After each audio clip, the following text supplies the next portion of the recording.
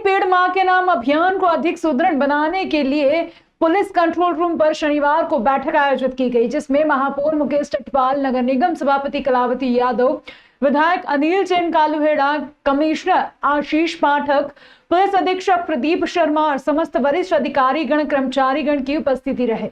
बैठक में पुलिस अधीक्षक उज्जैन द्वारा बताया गया कि रविवार को हरियाली अमावस्या पर पुलिस विभाग द्वारा 5100 पौधे रोपित किए जाएंगे। साथ ही प्रत्येक रविवार को पौधा रोपित करने का कार्यक्रम आयोजित किया गया है। यह संकल्प भी लिया गया, पौधा रोपण करने के साथ साथ उनका पूर्ण रूप से ध्यान रखा जाएगा। साथ ही शहरवासियों से वृक्षारोपण के महाअभियान का हिस्सा बनने और एक पौधा अवश्य लगाने की अपील की गई है।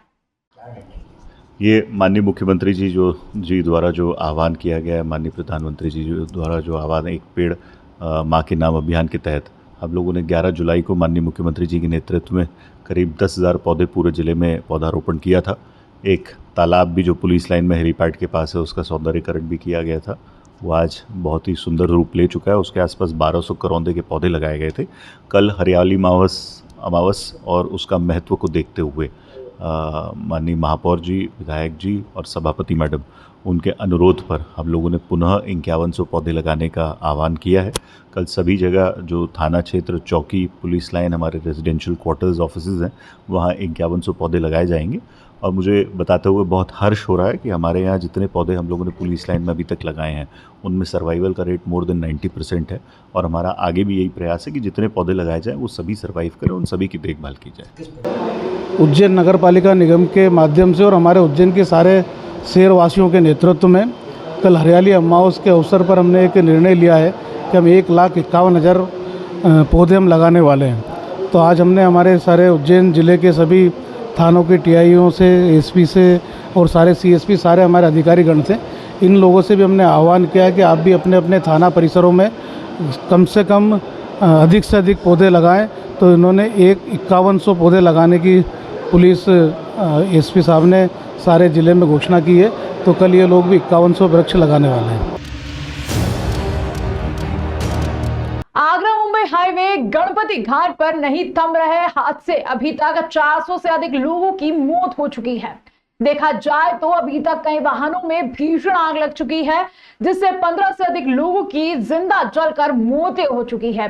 फिर वही रावखल घाट 4 लेन के गणपति घाट पर रात करीब 1 बजे ब्रेक फेल ट्राला घाट उतरने के दौरान अनियंत्रित होकर आगे चल रही कार को टक्कर मारते हुए बीती शाम को गणपति घाट पर दुर्घटना के बाद चालक स्टीयरिंग के नीचे पर बुरी तरह फंस चुका था, जो दर्द के मारे जोर जोर से तड़पते हुए लोगों से बाहर निकालने की गुहार लगाता रहा, जिससे ग्रामीणों ने 30 मिनट की मशक्कत कर गणपति महाराज की जयकार लगाते हुए टामी से स्टीयरिंग के नीचे लोहे की पाइप को तोड़कर उसके पैर को बाहर निकाला गया था। इस दुर्घटनाग्रस्त वाहन में पीछे से जा घुसा।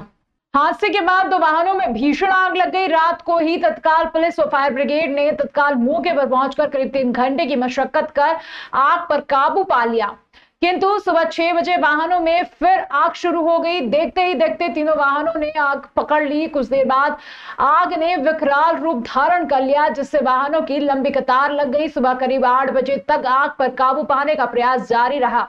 इस विभत्स सड़क दुर्घटना में कार सवार 2 प्रतीक सोनी निवासी धर्मपुरी, अंकुश जैन निवासी धर्मपुरी, महेंद्र पिता कमलेश निवासी जयपुर राजस्थान घटना में घायल हुए, जिन्हें तत्काल एम्बुलेंस की मदद से धामनोद सामुदायिक स्वास्थ्य केंद्र लाया गया, जहां पर प्राथमिक उपचार किया गया। कल शाम को 6 बजे के आसपास सूचना मिली थी कि 2 गाड़ियों के बीच में टक्कर हो गई, एक्सीडेंट हुआ है। मौके पे पहुंचे तो एक ट्रक में ट्राले ने टक्कर मार दी थी और रात के करीबन 1 बजे दोबारा सूचना मिली कि एक ट्राले ने उस एक्सीडेंट में जो पड़ा हुआ ट्राला उसमें टक्कर मारी, जिसमें आगे वाले दोनों गाड़ियों में स्पार्क हुआ और आग लग गई। इसके बाद मौके पे पुलिस बल आया और फायर ब्रिगेड को भी बुलाया गया। फायर ब्रिगेड मानपुर से, रामनोद से, अपना महेश्वर से, लगभग 5 जगहों से उन्होंने आग पर काबू पाया। और ये अभी सुबह अचानक 6 बजे के आसपास दोबारा उसमें आग लग गई। संभवतः इसमें क्या प्लास्टिक के दाने हैं ट्रक में, जो इससे आग और दोबारा लग गई। रात को जो 2 बजे के आसपास गणपति घाट के घटना के बाद में 3 व्यक्तियों को लाया गया था। एक महेंद्र कमलेश निवासी जयपुर राजस्थान 28 वर्ष, और दूसरा अंकुर देवचंद और प्रतीक श्रीराम निवासी धर्मपुरी को जो है घटना के बाद में लाया गया था। प्राथमिक उपचार के बाद में उन्हें हायर सेंटर पर रेफर किया गया। जिला अस्पताल के civil surgeon doctor PN Verma के 31 जुलाई को सेवानिवृत्त होने के बाद भोपाल स्वास्थ्य मंत्रालय से डॉक्टर अजय दिवाकर को सिविल सर्जन बनाए जाने के आदेश जारी हो गए थे। डॉक्टर दिवाकर ने शुक्रवार को काले पहुंचकर कार्यभार संभाल लिया था। वहीं आज सुबह औचक निरीक्षण पर सुबह 9 बजे ही जिला अस्पताल पहुंच गए। उन्होंने सबसे पहले उपस्थित रजिस्टर चेक किया। ड्यूटी पर नहीं पहुंचे स्टाफ के खिलाफ गैर हाजिरी लगाते हुए समय पर आने की हिदायत दी। सिविल सर्जन के अचानक निरीक्षण पर आने की खबर मिलते ही पूरे स्टाफ में हड़कंप मच गया था। सिविल सर्जन ने उपस्थित रजिस्टर देखने के बाद ओपीडी और इमरजेंसी कक्ष का निरीक्षण किया। वहीं वार्डों में पहुंचकर व्यवस्थाएं भी देखी। अव्यवस्था और सफाई व्यवस्था को लेकर उनकी नाराजगी साफ दिखाई दी।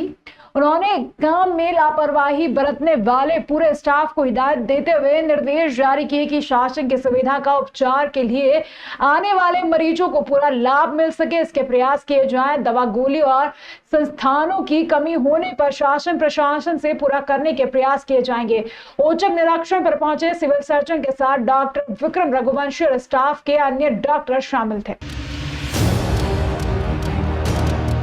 बच्चों से मध्याह्न भोजन उपरांत थाली धुलवाना, वह भी जब तब इस कार्य के लिए बाकायदा एक बाई तैनात है। शासकीय माध्यमिक विद्यालय बालोदा के प्राचार्य पर कार्यवाही का सबब बनेगा।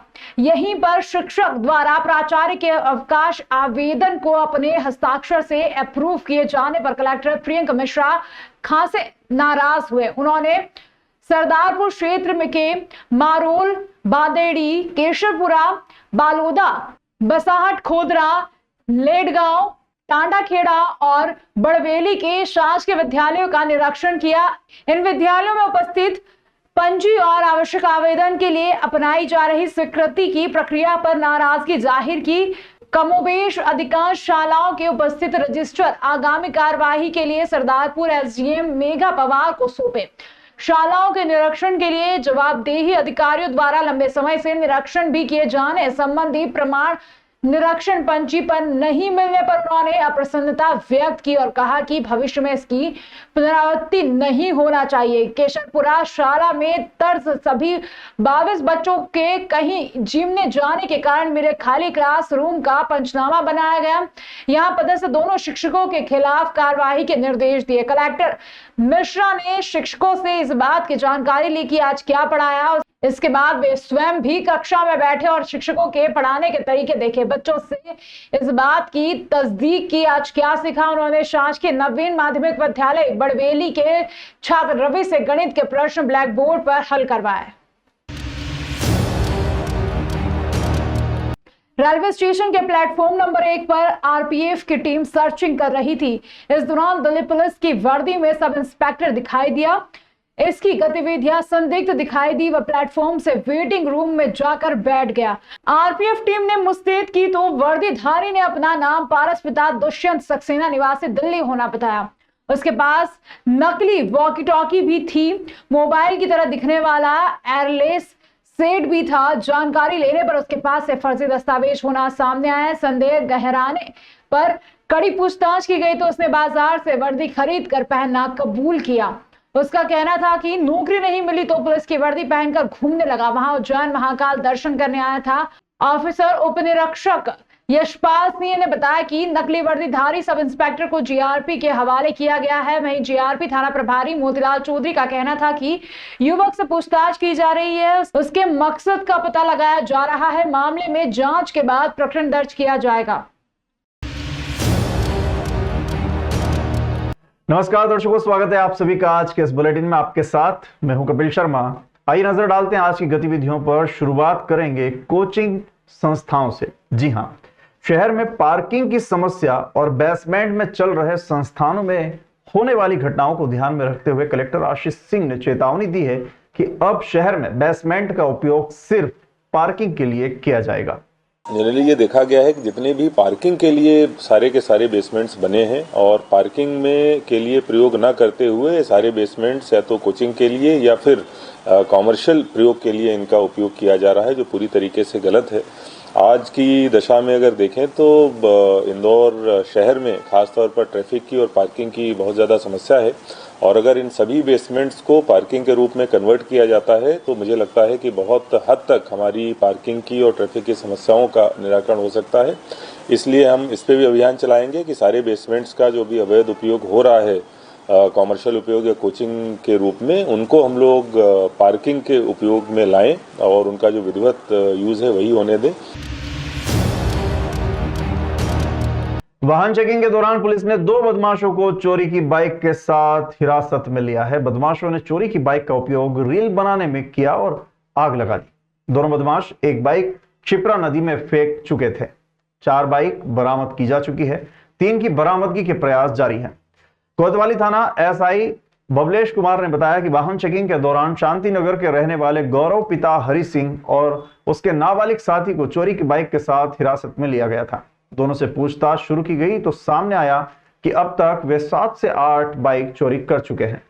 एक बाइक क्षिप्रा नदी में फेंक दी थी। एक बाइक का उपयोग रील बनाने में किया था जिसमें आग लगा दी गई। पुलिस ने दोनों के मोबाइल जब्त किए हैं जिसमें चोरी की बाइक पर बनाई गई रील के वीडियो भी शामिल हैं। एसआई बबलेश कुमार ने बताया कि प्रारंभिक पूछताछ में दोनों से ही बाइक बरामद की जा चुकी है जो निजातपुरा, नजर अली मिल, नीलगंगा, कंचन विहार और पुष्पा मिशन अस्पताल के सामने से चोरी की गई थी।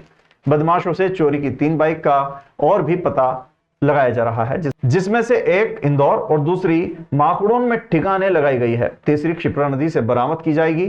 दोनों को न्यायालय में पेश कर रिमांड पर लिया गया है। दिल्ली में एक कोचिंग क्लास में भारी बारिश के बाद ड्रेनेज के पानी भर जाने से 3 छात्रों की मौत हो गई थी। इस दर्दनाक घटना ने पूरे देश को झकझोर कर रख दिया था।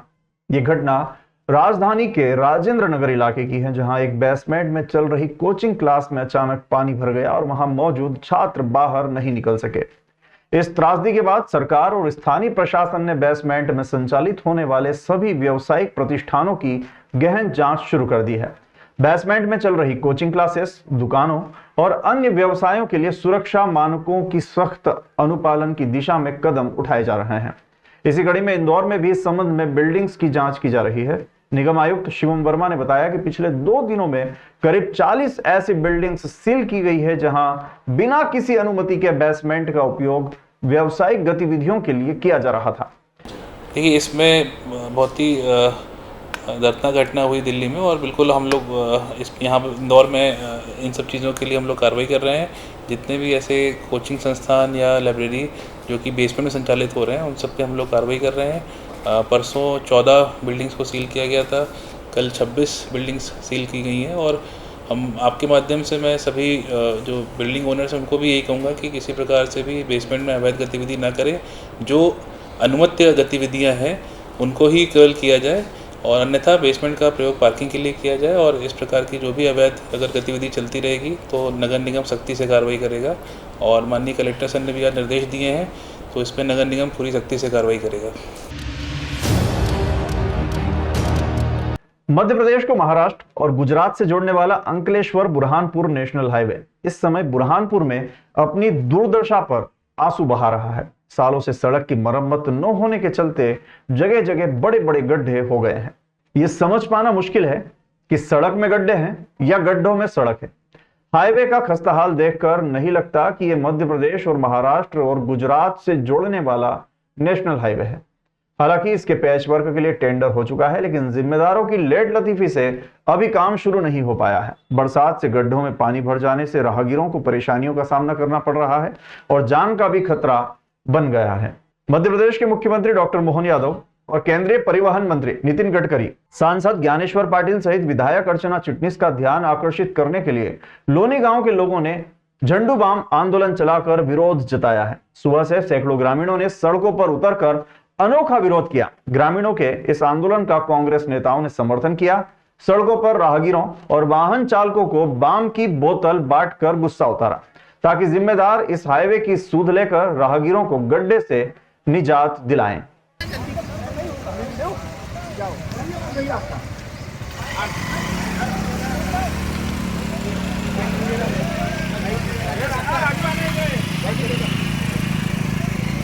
तो ये राष्ट्रीय राजमार्ग की दुर्दशा को लेकर ग्राम में आंदोलन करना पड़ रहा है ताकि सोया हुआ शासन और सोया हुआ प्रशासन जाग सके और कुछ जनता की सुख ले सके, परंतु शासन प्रशासन कुछ समझने को तैयार नहीं है, कुछ करने को तैयार नहीं है। देखिए, हमने सड़क पर गड्ढे है या गड्ढे में सड़क है, ये हमको समझ में नहीं आ रहा है। इसीलिए हमने समझने के लिए और शासन प्रशासन को जगाने के लिए झंडू बाम आंदोलन किया, ताकि जो राहगीर यात्री बच्चे बूढ़े औरतें इस रास्ते से गुजर रहे उनको जो इस गड्ढों के कारण दर्द हो रहा है, तो दर्द इस बाम के कारण, झंडू बाम के कारण थोड़ा कम हो और शासन प्रशासन को शर्म आए और ये रोड का काम करे, ये गड्ढे भरवाए। हम जानते हैं कि सब काम एक साथ नहीं हो सकता, परंतु छोटे छोटे बहुत काम हो सकते हैं। और पहले हमने गुलाब आंदोलन किया, आज झंडू बाम आंदोलन किया, अगली बार गड्ढा बैठो आंदोलन करेंगे या हड़ताल पर बैठेंगे अगर इस रोड का काम नहीं हो। प्रकार से गूंगी, बहरी और अंधे महापौर तो थी हमारी, बाकी अब यहाँ के बुरहानपुर का विधायक और बुरहानपुर के सांसद भी ना, इनसे सिर्फ ये फ़ोटो फ्रेम खिंचाने का काम करते हैं। फ़ोटो खिंचाने का से सिवाय कोई इनके पास से बात नहीं है और जनता गुमराह करते हैं। आज पूरा बुरहानपुर जिला सिर्फ गड्ढे ही गड्ढे के लिए परेशान है। कहीं हमारी संस्कृति के नाम से बुरहानपुर जाना जाता था, तो कहीं हमारा बुरहानपुर शहर गंगा जमने संस्कृति के साथ साथ पुरातन ऐतिहासिक धरोहर के रूप में जाना जाता था, और आज हमारा शहर गड्ढों के रूप में जाना जाता है। और ये तीनों नेता सिर्फ घोषणा और घोषणा, उसमें भी मुरुम और गिट्टी डालने में भारी भ्रष्टाचार। मैं आभारी हूँ हमारे लोनी के सभी साथियों का कि कम से कम उन्होंने इतने तो काम किया है कि जो जनता जो बड़े बड़े गड्ढों के मारे अपने शरीर को तकलीफ पा रही है, तो झंडू बाम देकर इन बहरे बेशरम नेताओं को जगाने का काम किया है। और यहाँ के जो अधिकारी वर्ग बैठा है, इनको भी बुरहानपुर शहर की जनता की कोई परेशानी नहीं दिख रही है। तो ये गूंगे बहरी सरकार, गूंगे बहरे नेता और बेशरम साथियों का उनके जगाने के लिए हमने यहाँ पर ये आंदोलन किया है। इंदौर की जीआरपी थाना पुलिस ने किन्नर बनकर भीख मांगने और चोरी करने के आरोप में बदमाश को गिरफ्तार किया है। उसने 2 दिन पहले नागदा जा रही ट्रेन में 7 लोगों के मोबाइल चुरा लिए थे। 8वां मोबाइल चोरी करते वक्त वो पकड़ा गया। उसने इंदौर स्टेशन पर 2 चोरियां करना भी कबूल की है, जिसके बाद इंदौर पुलिस खाचरोद जेल से आरोपी को प्रोटेक्शन वारंट पर इंदौर लेकर आई और 2 चोरियों का खुलासा किया, जहां पुलिस ने आरोपी के इंदौर स्थित घर से 16 तोले सोने के गहने भी जब्त किए हैं। करीब 1 हफ्ते पूर्व नागदा में एक साजिद उर्फ समीरा, इसके 2 नाम इस टाइप से इसलिए हैं क्योंकि ये किन्नर का रूप धारण करके ट्रेन में मांगने का काम करता है। मूलतः ये अमरनगर खजराना का रहने वाला है और करीब 1 साल से ये घर छोड़ के और भवानी मंडी कोटा के आसपास जो स्टेशन है वहाँ पर एक कैंप करता है और वहीं से जो भी ट्रेन आना जाना होता है उनमें ट्रेन में चढ़ता है और वॉशरूम में जाके अपना हुलिया चेंज करता है, मतलब साड़ी वगैरह पहन के, और फिर मांगना शुरू करता है। और जैसे मौका मिलता है ये ट्रेनों में मोबाइल है, पर्स है, इस टाइप की चीज़ें चोरी करता है। करीब 7 दिन पहले ये सामगढ़ पुलिस ने इसको 7 मोबाइल के साथ में गिरफ्तार किया था, पकड़ा था। जो 7 मोबाइल एक ही ट्रेन से इसने चोरी करी थी और वहाँ से उसकी 3 कायमी उज्जैन में नागदा में थी और 2 कायमी उज्जैन की थी मोबाइल संबंधित। उन लोगों ने जब गिरफ्तारी करी तो इसकी सूचना कंट्रोल रूम के माध्यम से ज़िले के समस्त थानों को भी उन्हें प्रसारित करवाया। सूचना मिलने पर चूँकि यहाँ भी ट्रेन में चोरी के प्रकरण बहुत सारे होते हैं, घटित होते हैं, तो टीम भेजी गई थी नागदा पूछताछ करने के लिए। तो अपने इंदौर थाना क्षेत्र की जो घटनाओं के बारे में उससे जब पूछताछ की गई तो उसने 2-3 चोरियां स्वीकार करी, जिसमें एक तो करीब 1 साल पहले फरवरी महीने की है। रतलाम भिंड से रतलाम आने वाली जो इंटरसिटी एक्सप्रेस है उसमें उज्जैन से सवार होकर और उसमें इंदौर के बीच में उसने एक पर्स चोरी किया था, जिसमें 6.5 तोला के सोने के जेवर थे। जो प्रदीप किरार घाटा बिल्लोद धार जिले का रहने वाला था, उसका सामान चोरी हुआ था। ऐसे ही अभी 18 जनवरी को एक जयपुर से एक परिवार शादी समारोह में शामिल होकर रश्मि वर्मा पति घनश्याम वर्मा जो सुखलिया के रहने वाले हैं, वो रणथंभौर एक्सप्रेस से आ रहे थे। तो जब ट्रेन में उतरने का समय हुआ प्लेटफॉर्म नंबर 5 में, तो गेट के पास में जो भीड़ इकट्ठी हो जाती है उसी का फ़ायदा उठाकर इसने हैंड बैग जो कंधे में लटकाई हुई थी लेडी, उसमें एक छोटा पर्स रखा था जिसमें करीब 10 तोला सोने के जेवर थे, वो उसने निकाल लिया था। और इसके पहले भी बहुत सारी चोरियां किया है, चूँकि पाउडर जो स्मैक है उसका आदी है, इसलिए बहुत सारी चोरियों के बारे में उसको ध्यान भी नहीं है कि उसने सामान कहाँ डिस्पैच किया, कहाँ पर उसने डिस्पोज किया। कैश जो है, जितना भी कैश मिला उसका तो उसने इन सब खर्चों में उपयोग कर लिया, और ये जेवर वो बेचने में सफल नहीं हो पाया, इसको अपने घर में छिपा कर रखा था। संयोग से जब पूछताछ हुई तो उसने ये जानकारी दी कि मैं घर में छिपा के रखा हूँ, इसलिए उसको नागदा न्यायालय से अनुमति लेके उसकी गिरफ्तारी की गई खाचरोद जेल जाके। वहाँ से प्रोडक्शन वारंट में 30 तारीख को लाया गया था, और उसके बाद में उससे पूछताछ करके उसके घर से करीब 13.5 तोला सोने के जेवर बरामद किए गए हैं। मनावर की सीमेंट कंपनी के अंदर बने सोलर प्लांट में एक युवक की 22 जुलाई को करंट लगने से मौत हो गई थी। इसको लेकर मनावर कृषि उपज मंडी में जयस राष्ट्रीय संरक्षक, मनावर विधायक डॉक्टर हीरालाल अलावा, सेंधवा विधायक मोन्टू सोलंकी, बड़वानी विधायक राजेंद्र मंडलोई के नेतृत्व में हजारों की संख्या में मौजूद आदिवासी समाजजनों ने राज्यपाल के नाम ज्ञापन SDM Rahul Gupta, police SDOP Ankit Soni को सौंपा। इस मौके पर डॉक्टर हीरालाल अलावा ने कहा कि सोलर प्लांट की लापरवाही के कारण युवक दिलीप मंडलोई की मौत हुई है। स्थानीय प्रशासन ने निर्दोष आदिवासी युवकों पर जबरन कार्रवाई कर फंसाने का काम किया है। वहीं आदिवासी जनप्रतिनिधि गणेश जर्मन, मेहताब फौजी, कैलाश राणा, इन पर रासुका लगाकर जेल भेज दिया गया। ज्ञापन में लिखा है कि अल्ट्राटेक सीमेंट प्लांट के समीप ग्राम टोंकी, मनावर, भानपुरा, खंडलाई जाने का आम रास्ता है। ये भीड़ लगना स्वाभाविक है। डॉक्टर अलावा ने कहा कि प्लांट प्रबंधन ने करीब 150 आदिवासी युवाओं पर आपराधिक प्रकरण दर्ज कराए हैं। उन्होंने कहा कि प्रशासन ने बिना कोई वजह के आदिवासी समाज के लोगों पर रासुका की कार्रवाई की है, उसे भी हटाया जाना आवश्यक है। हमारी कंपनी से मांग है कि इनकी पूरी भरण पोषण, इनकी पढ़ाई का खर्चा पूरी कंपनी उठाए, अंदर कंपनी।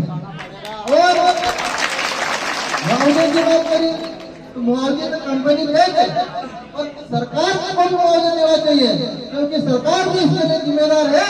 अगर इनको सुरक्षा के लिए कंपनी अगर सही प्रबंधन नहीं कर रही है तो सरकार को भी जांच करना चाहिए था कंपनी के अंदर कि कंपनी के अंदर क्या हो रहा है, नहीं हो रहा है, इसकी जानकारी सरकार के अंदर होना चाहिए थी। इसलिए सरकार भी इस मामले में दोषी है, सरकार भी इनको मुआवजा देना। पहले तो अपने को एकता बना के रखनी पड़ेगी। मैं जिला जनपद गणेश जर्मन की पत्नी हूँ, मीना जर्मन। मेरे पति जो ये क्षेत्र में घटना घटी है उस क्षेत्र से जिला जनपद पंचायत से है, और जनता के जो फोन आए थे इनके हित के लिए।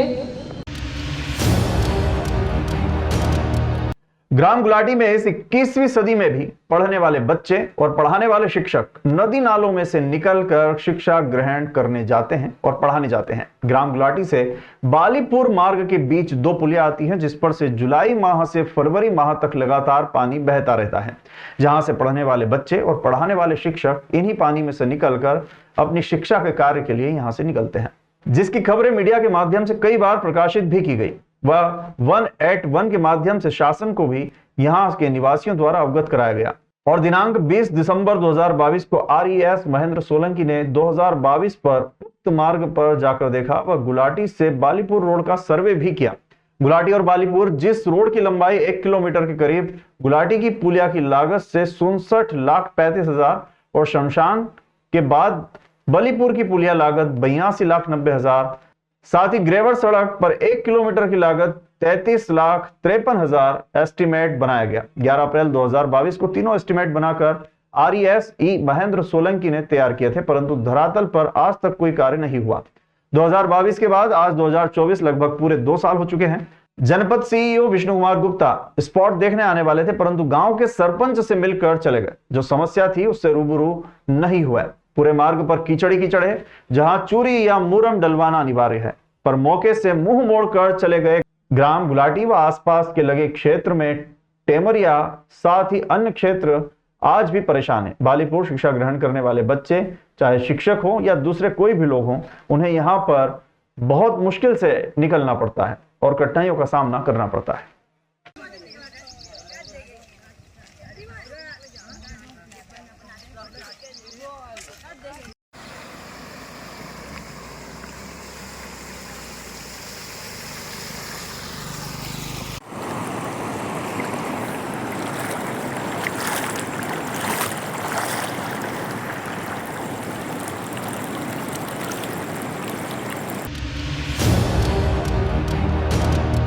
मनावर से 20 किलोमीटर दूर सिंघाना के समीप ट्रक के पिछले टायर में आ जाने से 2 लोगों की मौत हो गई। प्राप्त जानकारी के अनुसार 1 अगस्त गुरुवार की रात को करीब 10 बजे ये घटना हुई है। घटना की जानकारी मिलते ही बड़ी संख्या में 4 थानों का बल घटना स्थल पर पहुंचा। मौके पर मौजूद ग्रामीण जनों ने बताया कि मनावर से कुक्षी की ओर जा रहे बलगर ट्रक क्रमांक GJ39T7207 के चालक लापरवाही पूर्वक वाहन चला रहा था और सेलगांव से पारिवारिक कार्यक्रम में शामिल होकर बाइक पर सवार होकर जा रहे गोपाल पिता किशोर परिहार उम्र लगभग 42 वर्ष, शिव कन्या परिहार भतीजी जो थी साथ में, दोनों निवासी बामनपुरी की घटनास्थल पर ही मौत हो गई। घटनास्थल पर आक्रोशित भीड़ ने ट्राले में तोड़फोड़ कर काफी नुकसान पहुंचाया। गुरुवार रात को SDM Rahul Gupta, police SDOP Ankit Soni, Banawar थाना प्रभारी ईश्वर सिंह चौहान, सिंघाना चौकी प्रभारी प्रकाश सरोदिया मौके पर पहुंचे। घटनास्थल पर दोनों तरफ वाहनों की लंबी कतार लगी थी। करीब 1 घंटे लोग परेशान होते रहे। सिंघाना पुलिस ने मौका पंचनामा बनाया। दोनों के शव पोस्टमार्टम के लिए सिविल अस्पताल भेज दिए। अभी आके कंपनी वालों को ट्रक वालों को बुलाओ। जो कानूनी प्रोसेस है होगी, सुन लो पहले, ये मन गणन से 1000 लोग खड़े 1000 बात होगी, कभी काम नहीं होगा। सुन पहले, कानून बनाए, कानून का पालन सबको करना। सुदास मुकेश क्लब ने स्वर्गीय मोहम्मद रफी साहब की 44वीं पुण्यतिथि मनाई, जिसमें इंदौर के मशहूर ऑर्केस्ट्रा वादक दीपेश जैन ने एक आयोजन किया। क्लब संचालक व अध्यक्ष गणेश शिंदे व समीर खान के साथ सभी आयोजक साथियों ने बाहर से बड़वानी, कुक्षी से और सिंघाना मनावर के सभी सिंगरों ने रफी साहब के एक से बढ़कर एक नगमे गाकर उन्हें श्रद्धांजलि दी। कार्यक्रम के मुख्य अतिथि गुरुजी मुकेश सोलंकी, साथ ही संचालक अनिल जोशी ने सरस्वती के चित्र पर माल्यार्पण कर कार्यक्रम की शुरुआत की। कार्यक्रम की शुरुआत में सरस्वती वंदना सुनीता मोरे के द्वारा प्रस्तुत की गई। दक्ष सिंधे ने सुख के साथी, गणेश सिंधे ने आया रे खिलौने वाला, समीर खान चले थे साथ मिलकर, अंकित शर्मा व अंजलि पांडे आदमी मुसाफिर है, अशोक शर्मा एक बंजारा गाय, तरुण भावसा रंग और नूर की, सुनील परमार पुकारता चला हूं मैं, अनिल जोशी खुदा भी आसमां से देखता होगा, मौसमी जोशी ने रिमझिम के गीत सावन गाए। ये प्रस्तुतियां दी और आभार क्लब संचालक गणेश शिंदे ने माना।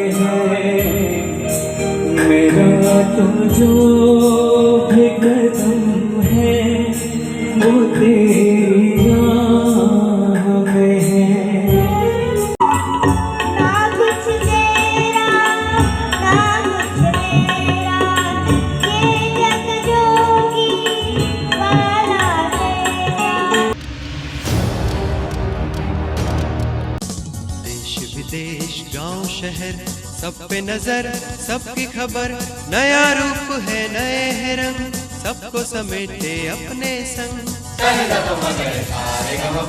आपका अपना शहर का सपना दैनिक अवंतिका, दैनिक अवंतिका, दैनिक अवंतिका। खेल, राजनीति, फिल्मी बातें, सब कुछ ही हम इसमें पाते। घर, होटल, ऑफिस या दफ्तर, क्लर्क, प्यून या हो फिर अफसर, सबका चहेता, सबका प्यारा दैनिक अवंतिका, दैनिक अवंतिका।